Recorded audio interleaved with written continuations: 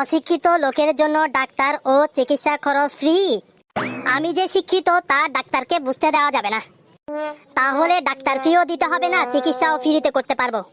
যাই ভিতরে গিয়ে ডাক্তারকে আমার সমস্যার কথা বলি। বলুন কি সমস্যা আপনার? ডাক্তার সাহেব, আমার অনেক দিন ধরে ক্যান্সার। আপনার কাছে এমন কোনো ওষুধ আছে যেটা খেলে আমি সাথে সাথে ভালো হয়ে যাব? জি আছে, এইটা নিন, সকালে একটা রাতে একটা খাবেন, 5 দিনে ভালো হয়ে যাবেন। আচ্ছা ডাক্তার সাহেব, এখন আমি আসি।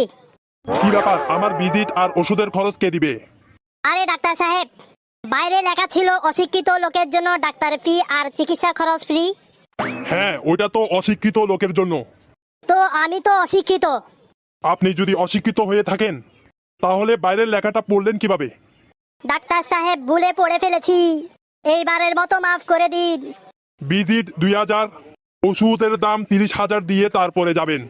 আপনাদের মতো মানুষদের কর দেওয়ার জন্যই আমরা এখানে বসেছি। ডাক্তার সাহেব, মাফ করে দিন।